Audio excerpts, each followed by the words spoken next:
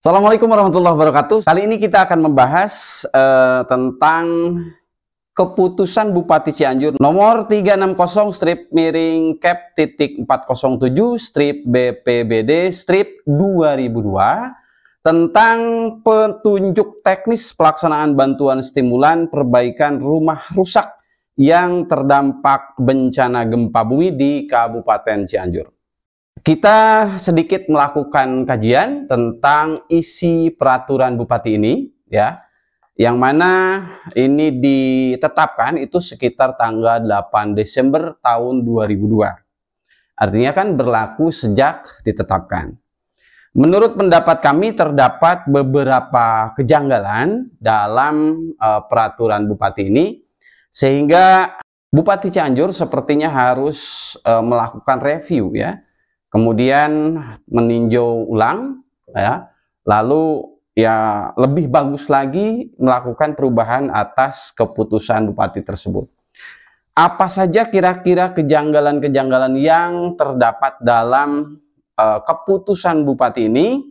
Kalau kita lihat, yaitu tanggal 8 Desember tahun 2022, Bupati mengeluarkan surat keputusan, ya. Nah, tujuan dari mengeluarkannya keputusan ini agar pelaksanaan pemberian bantuan stimulan perbaikan rumah akibat bencana itu dapat terlaksana dengan cepat, kemudian tepat sasaran, tertib, lancar, akuntabel, sesuai dengan ketentuan peraturan perundang-undangan yang berlaku, ya. Artinya jika memang terdapat kerancuan di dalam SK Bupati ini, maka tujuan dari pembuatan keputusan, terutama mengenai dana stimulan ini, terutama terkait dengan tujuan tertib dan lancar, itu kemungkinan ya akan sedikit terhambat.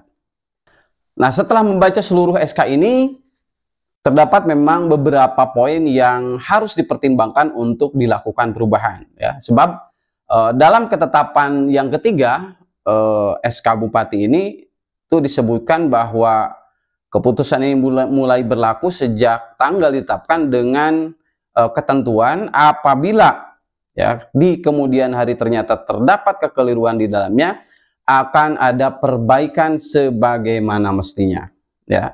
Nah, mudah-mudahan ini menjadi salah satu masukan untuk Pak Bupati Cianjur. Nah, di antara poin yang harus dipertimbangkan oleh Pak Bupati sehingga menurut saya sih harus diubah, ya, yaitu ada pada bab 2 huruf B poin 7, ya. Pada bab 2 huruf B poin 7 di situ tertulis bahwa pelaksanaan percepatan bantuan stimulan perbaikan rumah korban bencana pada status transisi darurat ke pemulihan yang bersumber dari pembiayaan lain dibolehkan dengan catatan, ya, pembiayaan lain dibolehkan dengan catatan dikoordinasikan terlebih dahulu dengan BNPB dan BPBD.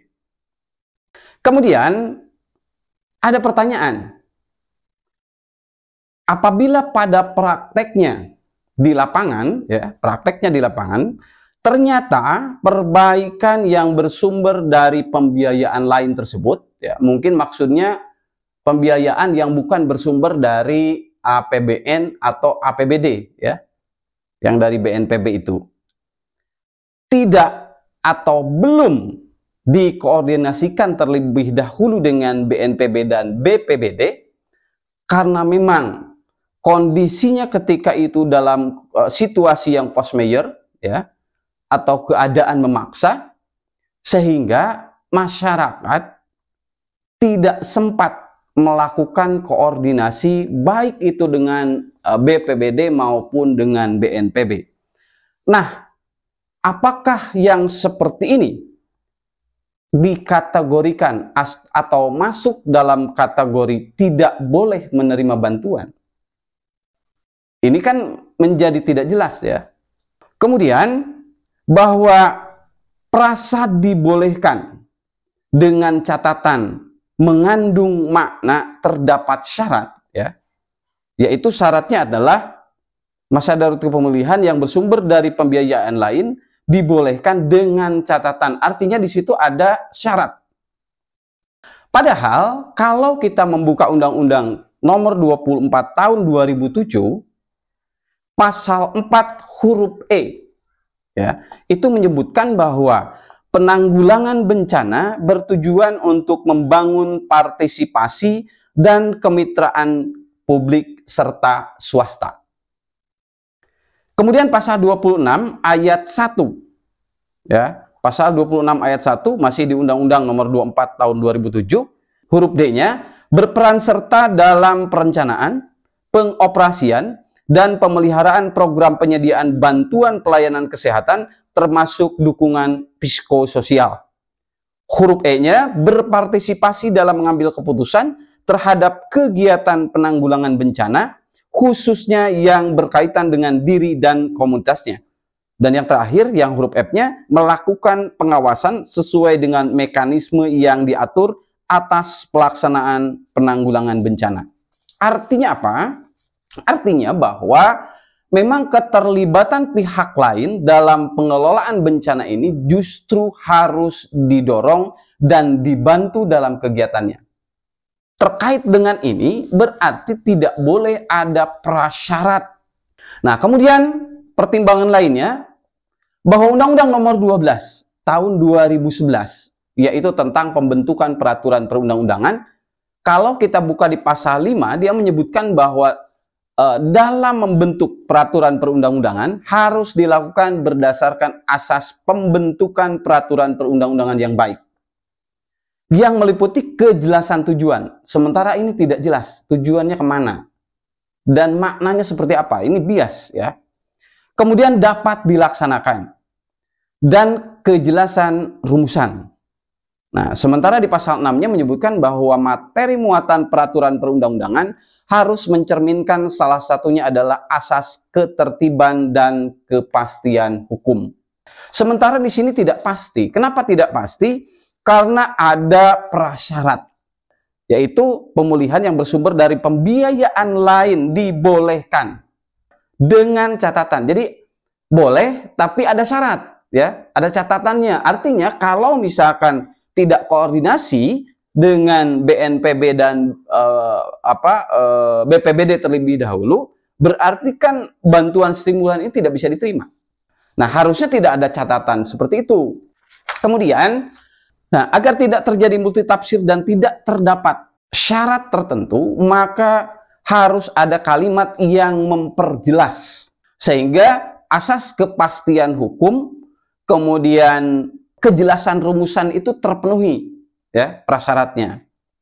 Nah, misalnya seperti ini, ya, misalnya nih kalimatnya, bagi masyarakat yang menerima perbaikan rumah dari pihak lain tetapi belum dikoordinasikan dengan BNPB dan BPBD, harus melakukan koordinasi atau melaporkannya ke BPBD melalui ketua RT yang diteruskan ke kepala desa setempat untuk kemudian disampaikan ke BNPB melalui BPBD.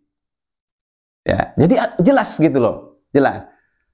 Karena apa? Ini untuk membackup masyarakat yang membangun sebelumnya, misalkan dia mendapatkan sumbangan dari pihak ketiga, kemudian karena kondisi tertentu, karena ya kita pahami kondisi masyarakat secara psikologis dan lain-lain di lapangan ketika bencana seperti apa, kemudian dia membangun.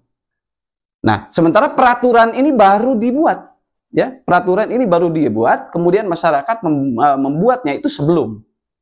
Jadi nggak boleh ada persyaratan yang sifatnya bias, ya, dalam satu peraturan perundang-undangan. Itu catatan yang pertama. Kemudian catatan yang kedua adalah pada poin 8, ya. Pada poin 8 masih di bab 2. Pada poin 8 ini tertulis masyarakat menerima bantuan stimulan perbaikan rumah atau ahli warisnya tidak sedang dalam proses atau telah mendapatkan bantuan stimulan perbaikan rumah dari sumber pendanaan lainnya. Nah, terus terang kalau ini saya paling tidak setuju ya. Nah, karena apa?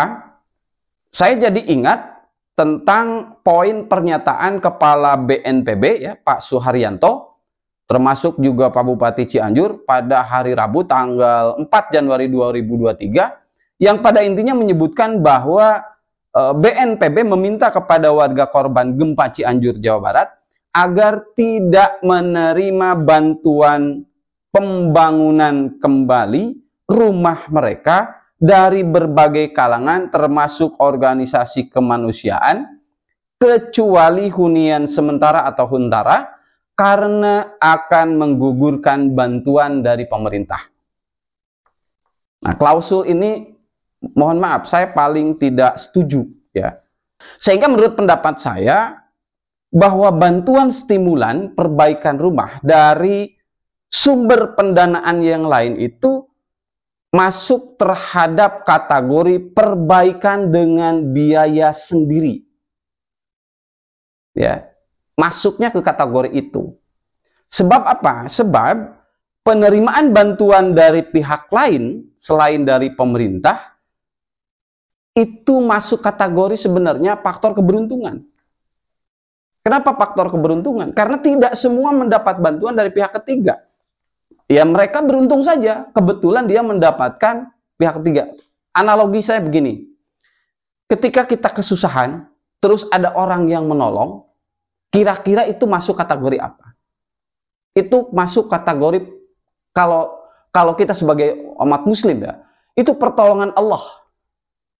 Rizki dari Allah. Min haitsu la yahtasib, dari jalan yang tidak disangka-sangka. Nah, apakah misalkan semua orang mendapat bantuan pihak ketiga untuk membangun rumahnya? Kan tidak. Tetapi hanya orang-orang tertentu. Ya mungkin Allah nih dikasih rezekinya. Mungkin seperti itu ya. Mungkin seperti itu. Sehingga ini masuk kategori ria rezeki. Nah, kalau misalkan masuk kategori rezeki dari Allah, dari hal yang tidak diduga-duga, ia itu termasuk ke dalam kategori memperbaiki rumahnya sendiri. Sebab apa? Kalau dia punya rumah, kalau dia punya uang nih, kalau dia punya uang, kemudian dia membereskan rumah sendiri, punya uang. Karena misalkan dia kebetulan memiliki rezeki lebih dari saudara-saudaranya yang lain, sehingga dia mampu membangun sendiri. Membangun sendiri, itu rezeki lebih, membangun sendiri. Itu bisa direimburse. Tapi ketika dia mendapatkan bantuan dari pihak ketiga, ya, ini dihapus. Ini kan tidak fair, ya, tidak fair, tidak adil. Kalau menurut saya tidak adil. Selanjutnya adalah bahwa masyarakat yang terkena musibah, ya, bencana alam, tidak hanya gempa, tapi segala bentuk bencana alam, ya. Menerima bantuan dari pemerintah itu adalah hak setiap warga negara. Ya, jadi hak setiap warga negara yang terkena musibah bencana. Ini tertuang dalam Undang-Undang Nomor 24 Tahun 2007, Pasal 26 Ayat 2, yang menyebutkan bahwa setiap orang yang terkena bencana berhak mendapatkan bantuan pemenuhan kebutuhan dasar. Ya, jadi ada hak, ada kewajiban. Kewajiban pemerintah adalah memberikan, menyalurkan, itu kewajibannya. Kemudian hak masyarakat adalah mendapatkan bantuan. Sama halnya dengan pajak. Masyarakat wajib membayar pajak, kemudian berhak mendapatkan pelayanan dari pemerintah. Jadi istilahnya take and give, ya, take and give. Toh uang yang dibagikan juga uang masyarakat juga kan ya, dari pajak ya, gitu. Hanya pemerintah hanya dititipkan untuk memanage saja, mengelola. Maka atas dasar itulah kriteria ini harus dihapus, ya, harus dihapus. Dan masuk pada kategori sebagaimana tercantum dalam bab 3 huruf A poin 11, yaitu bagi masyarakat yang telah memperbaiki kembali dengan biaya sendiri dapat memperoleh bantuan berupa biaya perbaikan rumah setelah disetujui oleh tim teknis pemerintah daerah sesuai dengan kriteria tingkat kerusakan. Kemudian, kalaupun pertimbangannya adalah ketersediaan anggaran, ya, anggarannya terbatas misalkan, ya, maka bisa saja dilakukan dengan mempertimbangkan volume atau derajat perbaikannya. Misalnya, pihak ketiga ini dibantu itu 50%, maka dia masuk kategori misalkan rusak sedang atau rusak ringan. Agar apa? Agar masyarakat penerima bantuan dari pihak ketiga tetap bisa menyelesaikan rumahnya dan tidak dihapuskan haknya sebagai penerima bantuan stimulan rumah rusak, ya. Jadi tidak dihapus secara total gitu. Kalaupun argumennya adalah ketersediaan anggaran yang terbatas misalkan. Tetapi argumen itu sebenarnya terbantahkan karena memang apa? Karena memang kewajiban pemerintah ya untuk menanggulangi bencana ini. Apapun caranya. Nah, di samping hal di atas, memang klausul akan dihapusnya bantuan dari pemerintah karena telah mendapatkan bantuan dari pihak ketiga atau pihak lain itu secara psikologis akan berpengaruh pada pihak ketiga atau pihak lainnya yang akan memberikan bantuan. Nah, sebab apa? Sebab pihak ketiga ini akan berpandangan bahwa kasihan ya masyarakat, kalau misalkan saya bantu, maka haknya untuk mendapatkan bantuan stimulan itu akan dihapus. Jadi lebih baik mereka tahan, ya. Itu psikologisnya, dampak psikologisnya. Nah, sehingga pemerintah atau Pak Bupati itu harus berpikirnya komprehensif ya, komprehensif berpikirnya. Padahal dalam Undang-Undang Nomor 24 Tahun 2007 tentang penanggulangan bencana di pasal 60 ayat 2 itu mengamanatkan bahwa pemerintah dan pemerintah daerah harus mendorong partisipasi masyarakat dalam penyediaan dana yang bersumber dari masyarakat.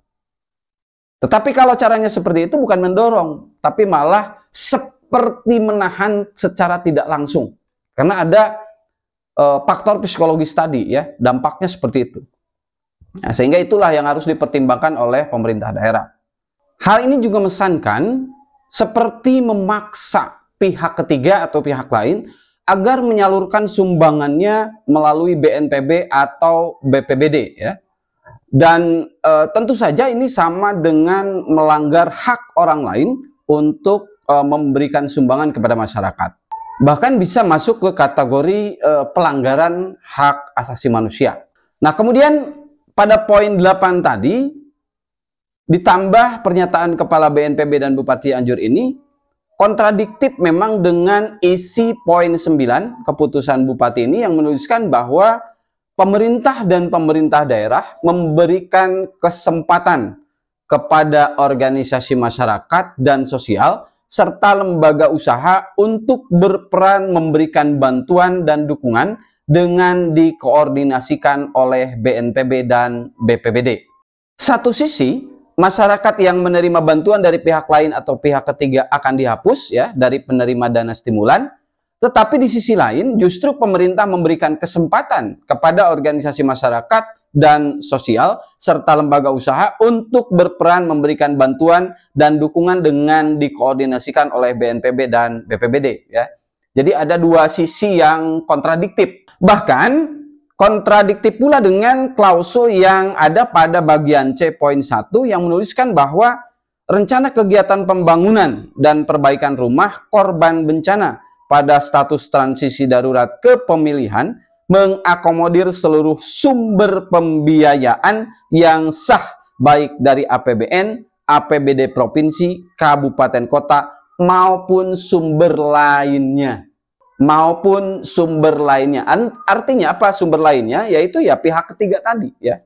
Termasuk pada bagian C poin 3 dalam SK Bupati itu yang menuliskan bahwa kegiatan pembangunan dan perbaikan rumah korban bencana pada status transisi darurat ke pemulihan melalui pemberdayaan masyarakat dirancang dengan strategi partisipasi aktif masyarakat baik dalam perencanaan, pelaksanaan, dan pengawasan ya. Jadi penekanannya adalah melalui pemberdayaan masyarakat dirancang dengan strategi partisipasi aktif masyarakat ya. Kontradiktifnya apa? Ketika masyarakat aktif, publik aktif memberikan bantuan, justru yang diberikan bantuan mau dihapus haknya. Kemudian yang ketiga adalah pada bab 3 huruf A. Keputusan Bupati ini belum terakomodirnya masyarakat yang memiliki rumah di lokasi gempa, tetapi KK dan KTP-nya tidak di lokasi gempa. Misalnya begini, warga kecamatan yang ada di Sindang Barang misalkan ya, tetapi dia memiliki rumah di Cugenang ya, di lokasi gempa. Nah, artinya KK dan KTP-nya kan di Sindang Barang. Kondisi seperti ini masuk pada kategori yang mana di SK Bupati ini? Karena belum tercantumkan ya. Karena saya dengar itu ada beberapa yang memiliki rumah di sana tetapi KTP-nya di luar lokasi gempa. Tetapi dia punya rumah di sekitar lokasi gempa gitu. Terus rumahnya rusak. Itu nasibnya seperti apa? Ini juga bagian dari hak masyarakat ya. Hak masyarakat yang rumahnya rusak. Kemudian yang keempat adalah di bab 3 huruf A poin 10 SK Bupati itu tertulis bahwa pemerintah daerah berkewajiban menyediakan lahan relokasi yang clear and clean. Nah, pengurusan sertifikat hak milik atas tanah dan rumah difasilitasi oleh pemerintah daerah dan Kementerian ATR BPN.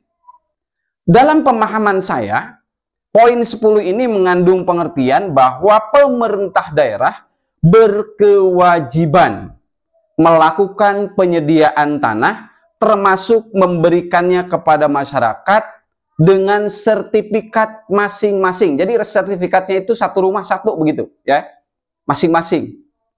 Bukan sertifikat dengan sistem komunal ya. Seperti yang pernah disampaikan oleh Pak Bupati yang pada intinya menyebutkan bahwa jadi yang relokasi itu pertama tanah yang masih ada sekarang itu menjadi hak milik yang bersangkutan. Dan itu silahkan ditanami dan tidak boleh dibikin bangunan rumah. Untuk yang satu ini. Yang di sana. Terus bagaimana pindahnya ke sana? Itu semuanya free. Bangunannya senilai 150 juta.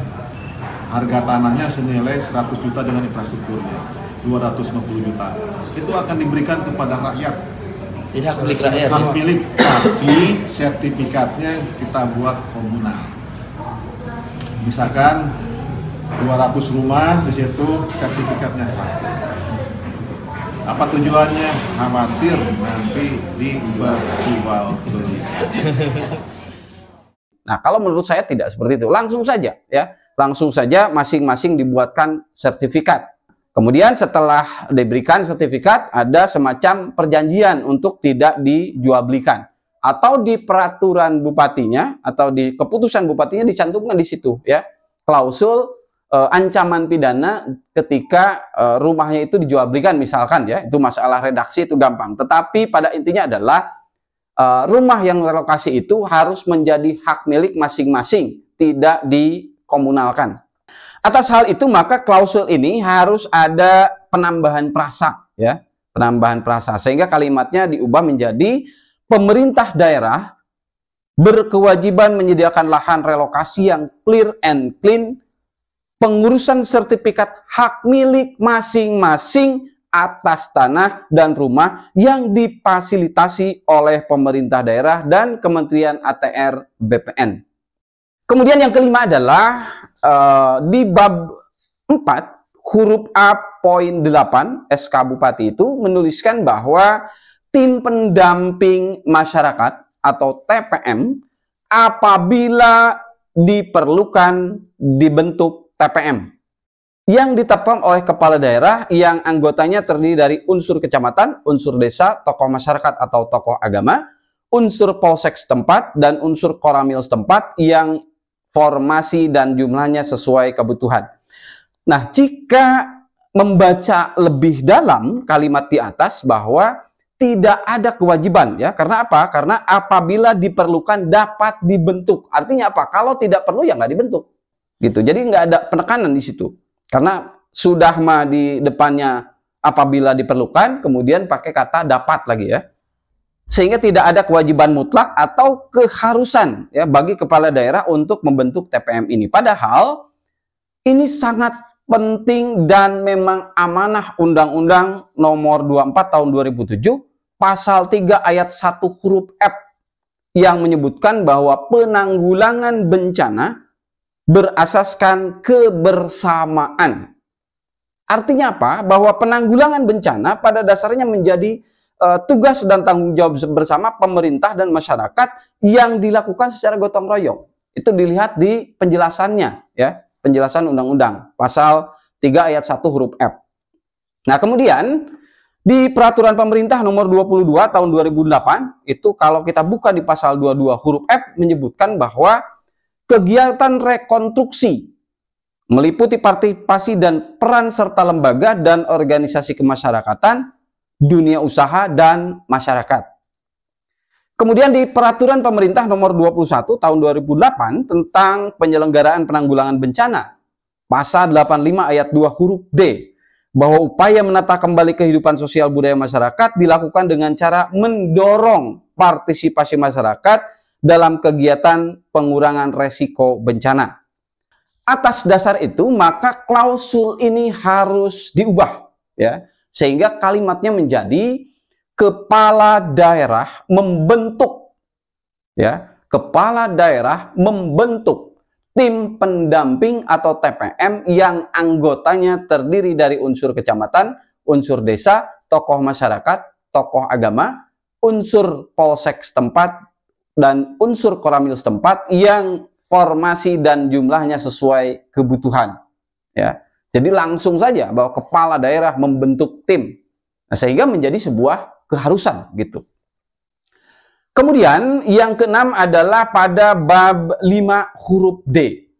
Pada bab 5 huruf D di angka 1 itu menyebutkan bahwa penyaluran bantuan stimulan rumah, di huruf C-nya tertulis bank yang telah ditunjuk melaksanakan proses penyaluran dana bantuan 100% ke rekening penerima bantuan sesuai dengan mekanisme.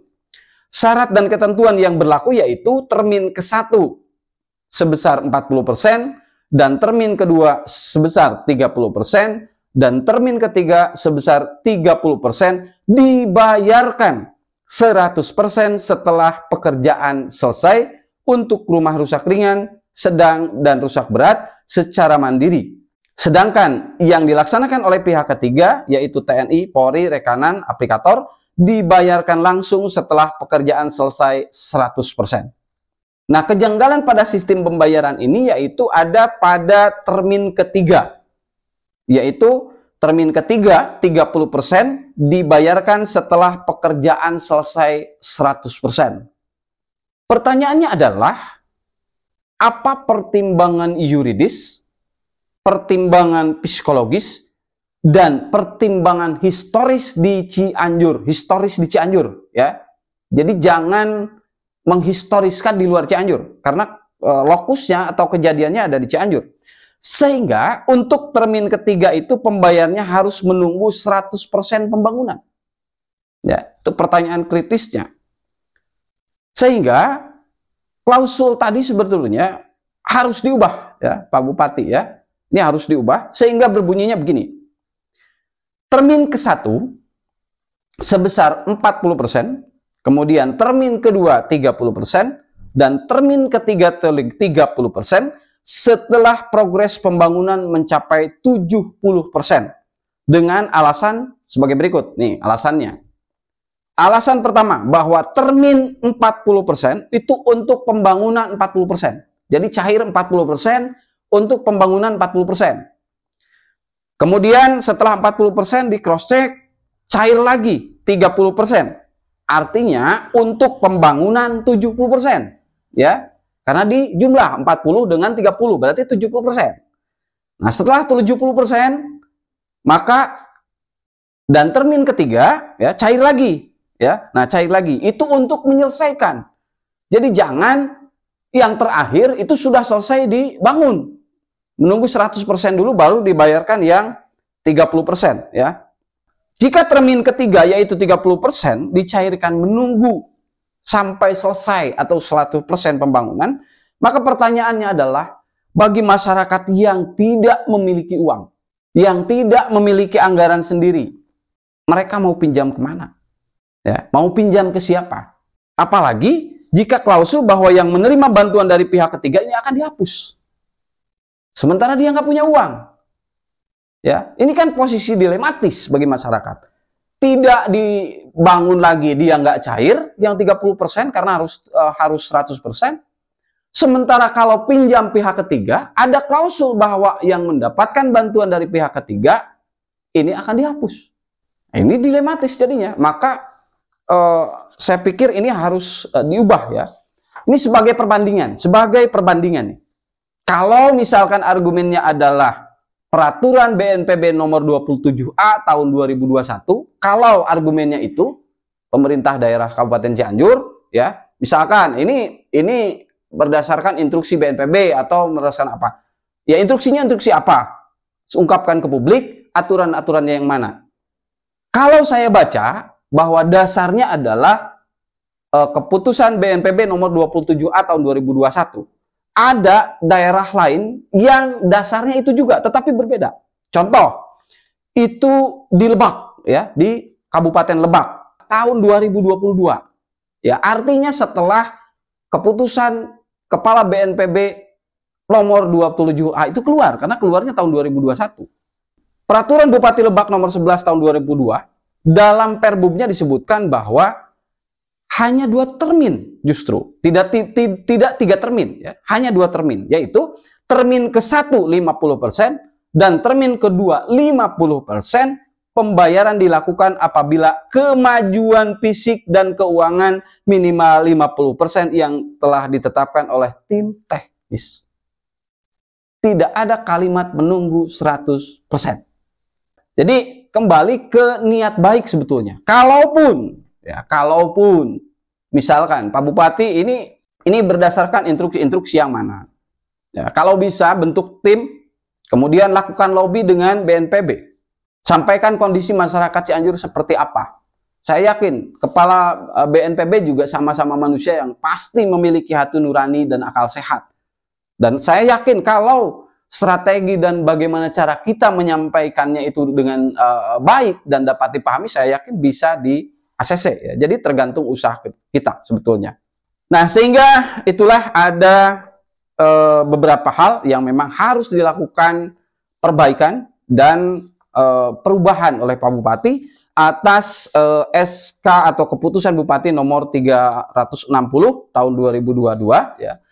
Yaitu kesimpulannya adalah pada bab 2 prinsip dasar kebijakan dan strategi huruf B poin 7 tertulis bahwa pelaksanaan percepatan bantuan stimulan perbaikan rumah korban bencana pada status transisi darurat ke pemulihan yang bersumber dari pembiayaan lain dibolehkan dengan catatan koordinasikan terlebih dahulu dengan BNPB dan BPBD harus diubah dan mencoret frasa dengan catatan dikoordinasikan terlebih dahulu dengan BNPB dan BPBD, ya.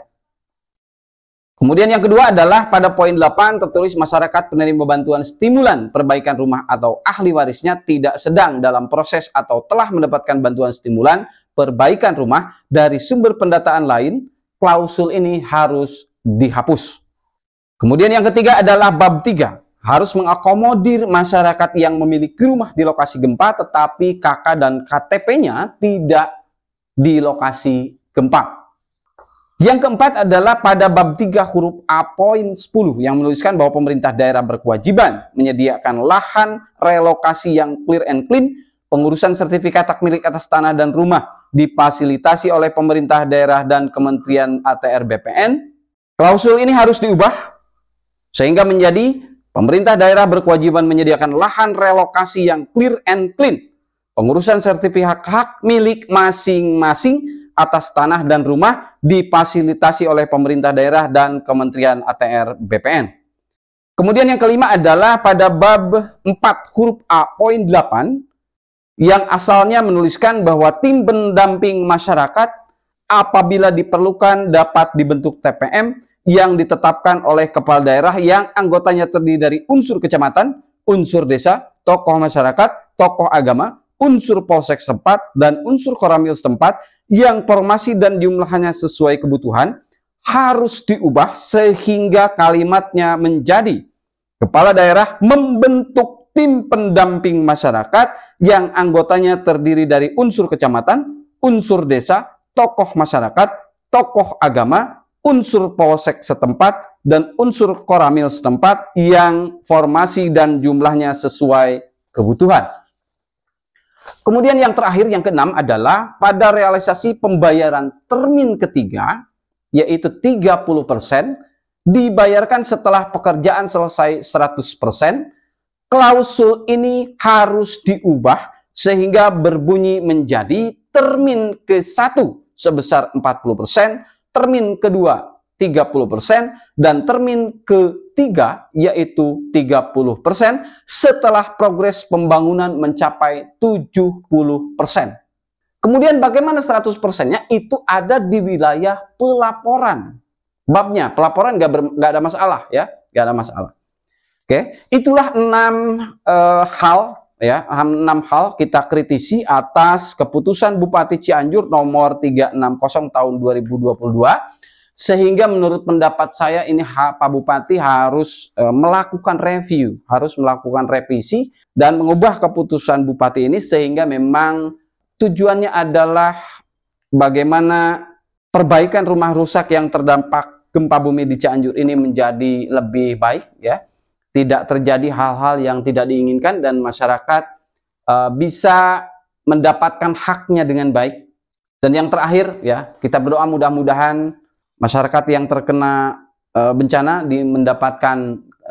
diberikan kesabaran, kemudian dimudahkan oleh Allah Subhanahu wa taala rezekinya dan ditabahkan. Dan semoga ke depan tidak terjadi lagi bencana-bencana yang sangat memilukan ini. Kemudian saya juga ucapkan terima kasih kepada bapak-bapak TNI, bapak-bapak kepolisian ya, kemudian pemerintah daerah juga yang sudah begitu gesit ya membantu masyarakat dan melaksanakan kewajibannya. Dan kepada para pihak ketiga, para donatur juga kami mewakili masyarakat mengucapkan terima kasih atas apa yang telah didonasikan kepada masyarakat di Kabupaten Cianjur. Demikian yang dapat kami sampaikan. Mohon maaf atas segala kekurangan dan kesalahan. Wal aku minkum. Wassalamualaikum warahmatullahi wabarakatuh.